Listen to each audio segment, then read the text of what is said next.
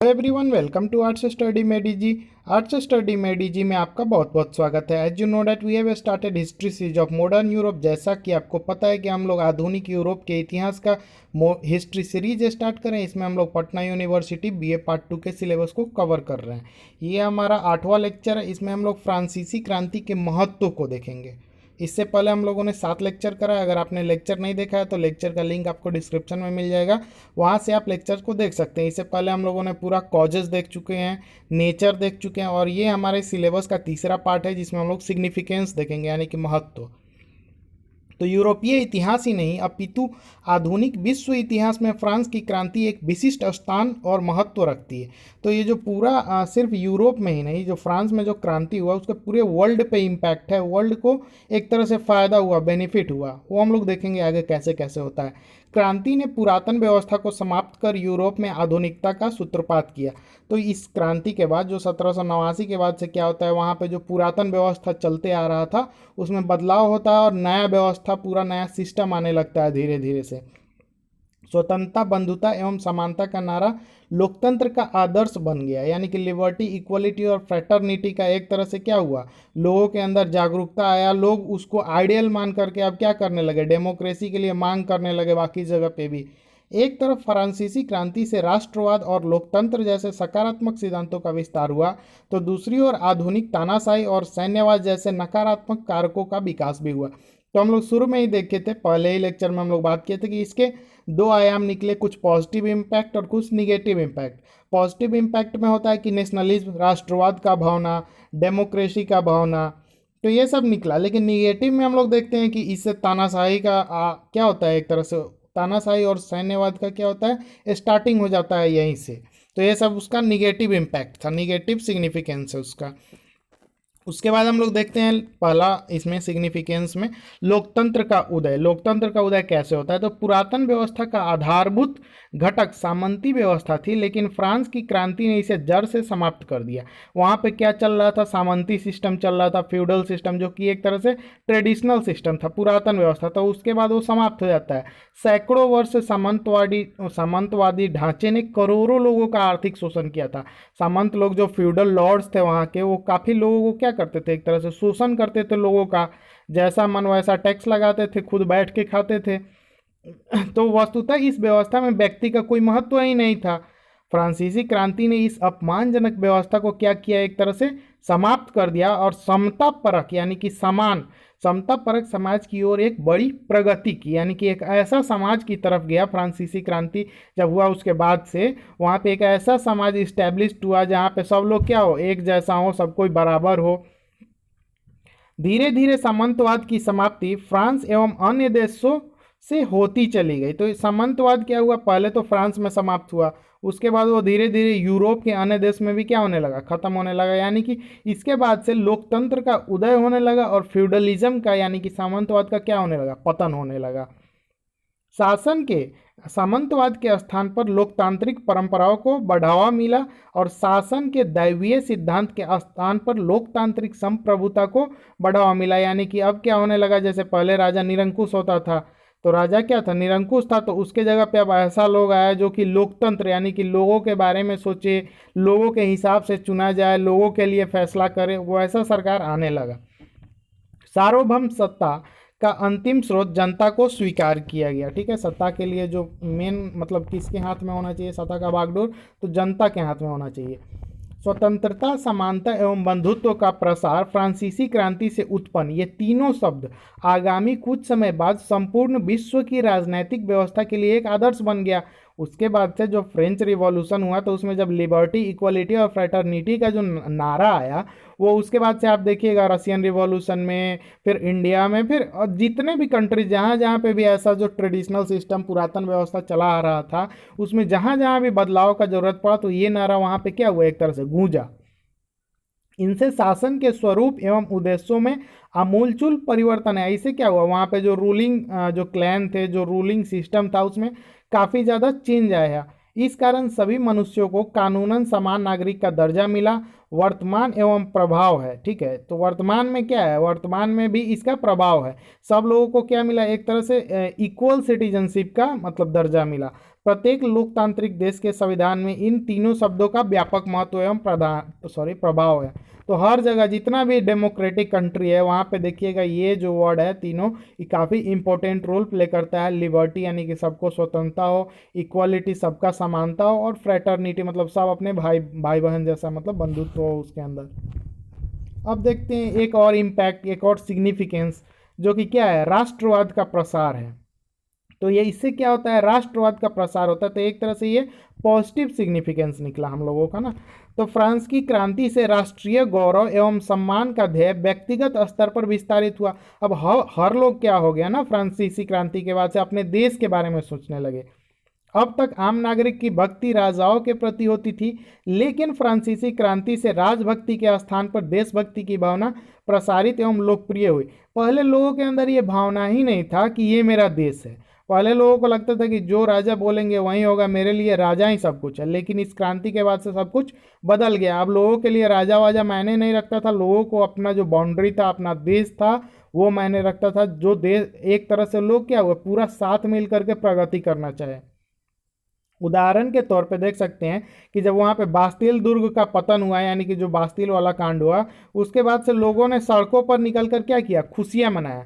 तो पहली बार लोगों के अंदर भावना आया कि नहीं, हम सब एक हैं, ठीक है, ये सब हमारा है, हम लोगों का देश है। तो वहाँ पे एक तरह से पूरा जो नेशनलिज्म जो है, राष्ट्रवाद का भावना का प्रसार हुआ। हीगेल जैसे विचारक ने क्या किया, क्रांति के याद में पेड़ लगाए। इमैनुअल कांट जो कि एक फिलोसफर थे, इन्होंने इसे क्या बोला, विवेक का विजय कहा। ये जो बास्तिल घटना हुआ, बास्तिल का पतन हुआ उसको। अतः फ्रांस से शुरू हुआ राष्ट्रवाद एवं राष्ट्रीय गौरव का ध्येय जल्द ही यूरोप के सभी देशों में विस्तारित होता चला गया। तो ये जो राष्ट्रवाद जो फैला, फ्रांस में स्टार्ट हुआ, उसके बाद से धीरे धीरे पूरे यूरोप से, और यूरोप से होते हुए पूरे वर्ल्ड में यह फैल गया। इसी कारण नेपोलियन के साम्राज्यवाद के खिलाफ यूरोप के देश एकजुट होते चले गए। तो आगे हम लोग पढ़ेंगे कि नेपोलियन आता है, तो नेपोलियन का हारने का कारण भी एक तरह से क्या होता है, जो बाहर वाले जो देश थे उनमें राष्ट्रवाद का भावना जगता है। जैसे आप पढ़िएगा, नेपोलियन बोलता है कि स्पेन के नासूर ने मुझे बर्बाद कर दिया। ठीक, तो स्पेन के लोगों के अंदर क्या होता है कि राष्ट्रवाद का यही भावना फ्रांस में जो जगह था, वो अब धीरे धीरे यूरोप में भी जगने लगा। तो स्पेन के लोगों के अंदर भी ये भावना आया, और उसी के कारण क्या होता है, एक तरह से नेपोलियन का हार होता है। फ्रांस की क्रांति के बाद राष्ट्रवाद के प्रसार ने ही इटली और जर्मनी का एकीकरण संभव किया। अब आगे पढ़िएगा, फिर ये भी हमारे सिलेबस में है, unification of Italy and unification of Germany, Italy और जर्मनी का एकीकरण। तो इसमें भी जो है राष्ट्रवाद जो है एक इंपॉर्टेंट पिलर की तरह काम किया। राष्ट्रीयता के आधार पर ही एशिया तथा अफ्रीका के देशों ने यूरोपीय उपनिवेशवाद के खिलाफ आवाज उठाकर ही स्वतंत्रता प्राप्त किया। अब हम ही लोगों को देखिए, कितने साल से अंग्रेजों के गुलाम थे, लेकिन एक जब तक नहीं हुए तब तक हम लोग आज़ाद नहीं हो पाए। जब पूरा भारत एक हुआ तब जाकर के भारत क्या हुआ, आज़ाद हुआ। वैसे ही यूरोपीय जो यूरोपीय नहीं, अफ्रीकन और एशिया में और जो भी कॉलोनीज थी, वो सब भी क्या हुआ, एक तरह से राष्ट्रवाद के ही असर से, राष्ट्रवाद के ही इन्फ्लुएंस से आज़ाद हुआ। आज वर्तमान में वैश्वीकरण के दौर में, ठीक है, बहुराष्ट्रीय कंपनियों के आर्थिक प्रभुत्व के खिलाफ राष्ट्रवाद ही विकासशील देशों को स्वशासन के लिए प्रेरित करता है। अभी भी जो यूनिवर्सल लेवल पे जितने भी ट्रेड, कॉमर्स, जितने भी एक्टिविटीज़ हो रहे हैं, जितने भी कंपनीज है, सब में क्या है, एक तरह से राष्ट्रीयता जो है, राष्ट्रवाद का इन्फ्लुएंस है। आगे हम लोग देखते हैं एक और जो सिग्निफिकेंस है, महत्व है इस क्रांति से क्या हुआ, मानववाद का प्रसार हुआ, यानी कि ह्यूमनिज्म का प्रसार हुआ। इससे पहले क्या था, ह्यूमनिज्म का कोई भावना ही नहीं था लोगों के अंदर। तो फ्रांसीसी क्रांति से समानता तथा स्वतंत्रता का प्रसार हुआ, जिसके मूल में सभी नागरिक को समतापरक जीवन सुलभ कराना था। इससे क्या हुआ, सब लोग जो है एक तरह एक समान जीवन सब लोगों को देना था। दास प्रथा को समाप्त करने के प्रयास किए गए, जिसके तहत राष्ट्रीय महासभा ने अफ्रीका से दास बनाकर दूसरे देशों में बेचने की परंपरा को समाप्त कर दिया गया। अब आप समझिए कि कोई आदमी किसी को गुलाम बना रहा है, इसका मतलब क्या है, उसके हिसाब से उस समय जो है मानव का कोई इज्जत ही नहीं है। अभी आप किसी को गुलाम बना सकते हो, नौकर बना सकते हो, लेकिन उसको भी एक तरह से उसका जो राइट है उसका आप हनन नहीं कर सकते हो। जो उसका अधिकार है, मौलिक अधिकार, उसको आप छीन नहीं सकते हो। लेकिन उस टाइम क्या था, एक तरह से गुलाम जो था वो इंसान नहीं, एक तरह से जानवर हो जाया करता था, उसको जानवरों जैसा व्यवहार किया जाता था। तो उससे पहले मतलब क्रांति से पहले क्या था, ये सब काफ़ी ज़्यादा चलता था। दास का व्यापार जो होता था, अफ्रीका से खरीद करके लाते थे लोग, और वहाँ पे क्या करते थे, उनको अपना गुलाम रखते थे, जैसे मन वैसे काम करवाते थे उनसे, जितना देर मन उतना काम करवाए। तो लेकिन फ्रांसीसी क्रांति के बाद से नेशनल असेंबली ने क्या किया, बड़ा स्टेप चला, बहुत बड़ा एक तरह से स्टेप लिया, और ये जो व्यापार होता था दास का, इस सब पे प्रतिबंध लगा दिया। संविधान सभा ने मानव अधिकारों की घोषणा करके सभी नागरिकों को सुरक्षा, संपत्ति एवं अभिव्यक्ति की स्वतंत्रता उपलब्ध कराई। अब जो नेशनल असेंबली था वो एक तरह से क्या किया, सभी लोगों को गारंटी दिया, उनके सिक्योरिटी का, उनके प्रॉपर्टी का, उनके इंडिविजुअलिज्म का, अभिव्यक्ति का, मतलब एक तरह से लोगों का धीरे धीरे अधिकार आना शुरू हो गया। इसके बाद से ह्यूमन का मतलब एक तरह से इम्पोर्टेंस समझा जाने लगा कि हाँ ये मानव है और ये इसका इम्पोर्टेंस है। ठीक, मानव जीवन और मानवीय विषयों में जो क्रांतिकारी बदलाव एवं मानक फ्रांस में स्थापित हुआ, वे यूरोपीय देशों के कुछ ही सालों में क्या हो गया, यूरोपीय देशों में प्रसारित हो गया। जो फ्रांस में ये सब शुरू हुआ धीरे धीरे क्या हो गया, यूरोप में पूरा फैल गया। अब हम लोग देखते हैं धर्मनिरपेक्षता का विस्तार, यानी कि जो धर्मनिरपेक्ष, रिलीजियस इंटॉलरेंस, यानी कि सब धर्म को क्या होगा, एक तरह से आज़ादी दिया जाएगा। इसको धर्मनिरपेक्षता, कोई भी मतलब वहाँ पे जो है धर्म के आधार पे कोई भी भेदभाव नहीं होगा। तो फ्रांसीसी क्रांति से पूर्व धर्म और राजनीति लगभग समांतर क्या होता था, संचालित होता था। वहाँ पे क्या होता था कि धर्म का राजनीति पे काफ़ी पकड़ था और राजनीति का धर्म पे काफ़ी पकड़ था, या यूं कहें कि शासन पर धर्म का प्रभाव रहता था। लेकिन क्रांति ने शासन को धर्म से अलग करते हुए राज्य के स्वरूप को धर्मनिरपेक्ष बनाया। तो क्रांति के बाद क्या हुआ कि अब जो है पॉलिटिक्स अलग हो गया और रिलीजन अलग हो गया। लेकिन वास्तव में देखा जाए तो अभी भी ये है, ठीक है, अभी भी क्या होता है, लोग जो रिलीजन के बेसिस पे वोट करते हैं, ये काफ़ी गलत है। आप अगर लेक्चर को देख रहे हैं तो ये आप बिल्कुल भी नहीं करिएगा कि रिलीजन के बेसिस पे हम अपने ही कम्युनिटी वाले को वोट दे रहे हैं, जो अच्छा है उसको नहीं दे रहे हैं। तो ये सब बिल्कुल नहीं होना चाहिए। तो उस टाइम ही 1789 में इसका शुरुआत हो गया कि रिलीजन और पॉलिटिक्स को क्या किया जाए, अलग अलग करके राज्य को धर्मनिरपेक्ष बनाया जाए। यहाँ ये नहीं कि हाँ जिस देश में क्रिश्चियन का पॉपुलेशन ज़्यादा है वहाँ क्रिश्चियन ही सत्ता संभालेंगे, ऐसा कुछ नहीं होना चाहिए। अब जो है धर्म को व्यक्तिगत विषय माना गया, जो राज्य के हस्तक्षेप से क्या हो गया, मुक्त हो गया। इसी क्रम में सभी धर्मों के प्रति सहिष्णु व्यवहार इस क्रांति की अनूठी देन है, यानी कि सभी धर्म को एक तरह समान, एक समान देखा जाए, यह इस क्रांति का सबसे बड़ा क्या हुआ, एक तरह से देन है, सबसे बड़ा फायदा है, महत्व है। क्रांति से पूर्व फ्रांस में शिक्षण संस्थानों पर भी धर्म का प्रभाव था, लेकिन क्रांति के बाद शिक्षा को वैज्ञानिक दृष्टिकोण से जोड़ा गया। तो पहले जो वहाँ पे एजुकेशन सिस्टम चल रहा था उसको रिलीजियस पॉइंट ऑफ व्यू से चलाया जाता था वहाँ के एजुकेशन सिस्टम को, लेकिन बाद में क्या हो गया, उसको जो साइंटिफिक पॉइंट ऑफ व्यू से चलने लगा, साइंटिफिक दृष्टिकोण से चलने लगा, ना कि रिलीजियस दृष्टिकोण से। फ्रांस के इस महान बदलाव को इंग्लैंड से लेकर अमेरिका की तत्कालीन सरकारों ने अपनाया। ठीक है, सब जगह इसको मान्यता दी गई। इसका एक निगेटिव इम्पैक्ट देखिए, ठीक है, निगेटिव सिग्निफिकेंस देखिए, सैन्यवाद का इससे विस्तार हुआ। तो क्रांति पूर्व काल में राजा की सेना में पेशेवर लोगों को शामिल किया जाता था, लेकिन क्रांति के बाद नागरिकों के लिए सैनिक सेवा अनिवार्य कर दिया गया। तो पहले क्या होता था, जो लोग प्रोफेशनल होते थे एक तरह से सिर्फ उन्हीं को सेना में रखा जाता था, लेकिन क्रांति के बाद से क्या होने लगा, एक तरह से मिलिट्री पावर बढ़ाने का होड़ मच गया। ठीक है, सब लोग ज़्यादा से ज़्यादा मिलिट्री पावर को बढ़ाने लगे।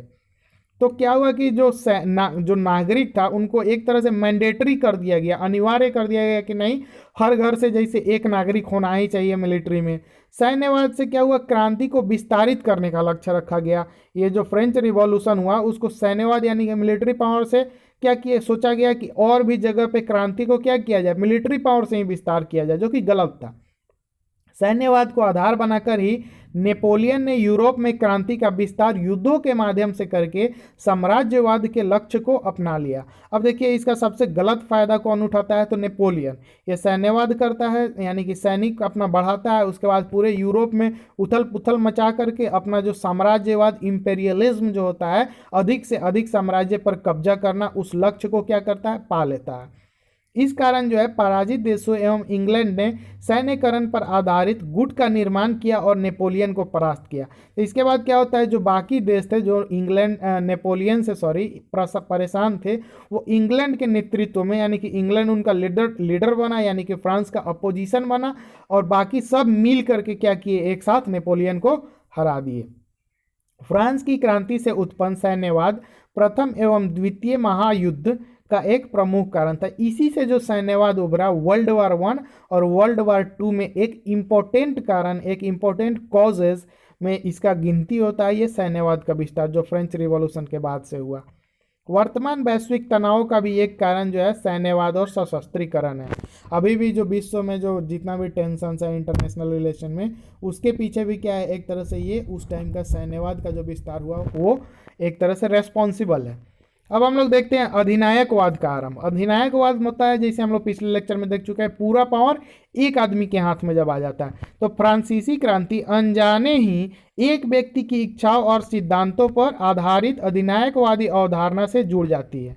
तो फ्रांसीसी क्रांति से क्या होता है कि अनजाने में गलती से एक तरह से मतलब क्रांति गलत मोड़ ले लेता है। तो अनजाने में क्या होता है कि जो पूरा पावर है गलती से एक आदमी के हाथ में आता है और पूरा एक वो आतंक का अपना पीरियड ही बना देता है, जो उसके इच्छाओं और सिद्धांतों पर आधारित होता है, जिसको एक तरह से हम लोग क्या बोलते हैं, अधिनायकवादी सरकार आ जाता है। रॉबेस्पियर ने गणतंत्र के शत्रुओं को समाप्त करने के नाम पर 100 दिनों का आतंक का शासन स्थापित किया। तो रॉबेस्पियर नाम का एक लीडर आता है वहाँ पे, वो सोचता है गणतंत्र इस्टेब्लिश करेंगे, यानी कि रिपब्लिक इस्टेब्लिश करेंगे, और लोगों को बहका करके, मतलब एक तरह से लोगों का ब्रेन वॉश करके वो गणतंत्र के नाम पे जो है 100 दिन तक आतंक का शासन चलाता है। काफ़ी सारे लोगों को मरवा देता है। एक गिलोटीन जो मशीन आता है उस पर सीधे सर को धड़ से अलग कर दिया जाता है, वैसा मशीन पे कितने लोगों को कटवा देता है। तो एक तरह से आतंक का राज चलवाता है। हम लोग आगे के टॉपिक में इसको डिस्कस करेंगे। इसी क्रम में नेपोलियन बोनापार्ट आता है रोबेस्पियर के बाद। वो भी जो है लोगों को एक तरह से धोखा देता है। वो भी गणतंत्र का मुखौटा पहन करके क्या करता है, तानाशाही शासन स्थापित कर लेता है फ्रांस में। फिर आगे देखते हैं हम लोग, बिस्मार्क आएगा जर्मनी में, हिटलर आएगा वहाँ पे, सॉरी बिस्मार्क जर्मनी में बोल दिया, हिटलर आएगा जर्मनी में, मुसोलिनी आएगा इटली में, कर्नल गद्दाफी आएंगे। तो ये सब शासक जो हैं वो सब क्या करेंगे, अधिनायकवादी शासन से क्या करेंगे, लोकतंत्र को दबा करके रखेंगे। अब अर्थव्यवस्था पर क्या प्रभाव पड़ा, तो 1789 की क्रांति का मुख्य कारण जो था वो लुईस 16वां का नीति था और उसका भोग विलासी जीवन था, जिससे क्या हुआ, निरंतर जो है पूरा दिवालियापन की ओर बढ़ती हुई फ्रांस की अर्थव्यवस्था जो है वो दिवालियापन की तरफ बढ़ती चली गई। अब संसाधनों एवं धन का संक्रेदन कुलीनों एवं सामंतों के पक्ष में था, जबकि किसानों और मजदूरों को खाने के लाले पड़ रहे थे। तो सारा धन संपत्ति जो ऊपर के 2 क्लास वाले थे वो हड़प के बैठे थे। किसानों के पास क्या हो गया, वहाँ पे एक बार अकाल पड़ गया, जिसके कारण लोगों को क्या हुआ, बहुत सारा दिक्कत हो गया। अब कर प्रणाली भी अत्यंत जटिल एवं व्यय साध्य था वहाँ का। साथ ही भ्रष्ट व्यवस्था ने संपूर्ण फ्रांसीसी अर्थव्यवस्था को जकड़कर प्रगतिहीन बना दिया था। वहाँ का जो सिस्टम था वो इतना ज़्यादा करप्टेड था कि वहाँ कभी भी प्रगति हो ही नहीं सकता था, यानी कि पूरे सिस्टम में चेंज लाना जरूरी था। लेकिन 1789 की क्रांति ने फ्रांस की पुरातन अर्थव्यवस्था को नवाचारी प्रयोगों से प्रगति की ओर बढ़ा। वहाँ पे जो चेंजेज आया 1789 में, जो क्रांति हुआ, उससे क्या हुआ, इकोनॉमी में मजबूरन जो है वहाँ का जो अर्थव्यवस्था था, वहाँ का जो सिस्टम था, उसमें क्या करना पड़ा, काफ़ी सारे न्यू रूल्स न्यू रेगुलेशंस लाने पड़े, काफ़ी सारा चेंजेस करना पड़ा लोगों को, वहाँ के मतलब जो भी शासक वर्ग थे। गैबल जो कि एक तरह से कर लगाया जाता था, उस कर को समाप्त कर दिया गया। पत्र मुद्रा ने व्यापार वाणिज्य से लेकर आर्थिक गतिविधियों को नवीन आयाम दिया। जो करेंसी, पेपर करेंसी आया, उससे भी काफ़ी ज़्यादा चेंजेस आया। प्रवासी जमींदारों से जमीनें लेकर कम मूल्य पर किसानों को दी गई तथा चर्च की संपत्ति जन सामान्य में आवंटित की गई। तो जो जमींदार के पास बहुत ज़्यादा जमीन था, तो उसको क्या किया गया, एक तरह से जैसे डिसइन्वेस्ट कर दिया गया, लोगों में क्या किया गया, कम पैसों पर बांट दिया गया। उसके बाद चर्च के पास जो ज़मीन था, चर्च जो बहुत सारा संपत्ति हड़प के एक तरह से अपने अंडर में करके बैठा था, उसको क्या किया गया, किसानों को बांट दिया गया। अब किसान सक्षम हो गए, वो खुद से खेती करने लगे, टैक्स पे थोड़ा सा संचालन कम कर दिया गया, तो वो धीरे धीरे क्या हुआ, पूरा कृषक वर्ग जो है एक तरह से खुशहाल होने लगा धीरे धीरे। तो ये क्रांति का एक तरह से बेनिफिट हुआ। कर प्रणाली प्रणाली को सुगम बनाकर व्यापार सरलीकरण को क्या किया गया, बढ़ावा दिया गया। निष्कर्ष रूप में, कंक्लूजन में हम लोग कह सकते हैं कि फ्रांस की क्रांति जो थी वो विश्व इतिहास की चमत्कारिक एवं अद्भुत घटना है जो बहुआयामी परिवर्तनों एवं प्रति परिवर्तनों से शुरू होते हुए संपूर्ण यूरोप में विस्तारित हो जाती है। यानी कि ओवरऑल कंक्लूजन में हम लोग बोल सकते हैं कि ये जो हुआ एक काफ़ी यूनिक रिवॉल्यूशन था। रिवॉल्यूशन तो और भी हुआ लेकिन ये काफ़ी यूनिक था। इसमें ह्यूमनिज्म आता है, यानी कि लोगों का इंपॉर्टेंस का बात होता है, ठीक है। राष्ट्रवाद की भावना आती है जिससे पूरा वर्ल्ड पे क्या हो रहा है, एक तरह से अभी तक इम्पैक्ट पड़ रहा है। इसका कुछ परिवर्तन हुआ, कुछ प्रति परिवर्तन हुआ जिससे सब पूरा मतलब विश्व पे असर पड़ता है। विश्व में इसका महत्व है, एक तरह से सिग्निफिकेंस है। समानता, स्वतंत्रता और भाईचारे का जो नारा इतना बुलंद हुआ कि प्रत्येक अन्याय, शोषण और अत्याचार को जड़ से उखाड़ने के हौसले और उम्मीदें पीड़ित वर्ग को मिलने लगी। हर जगह जहाँ भी लोग पीड़ित थे, जहाँ भी लोगों पर अत्याचार होता था, वो लोग इस नारा का यूज करके क्या किए, अपना आवाज़ बुलंद किए और लड़ाई लड़े। वे लोग भी क्रांति के लिए क्या हुए, उत्तेजित हुए एक तरह से। ठीक, तो आज के लेक्चर में इतना ही। Thank you for watching, stay tuned with us.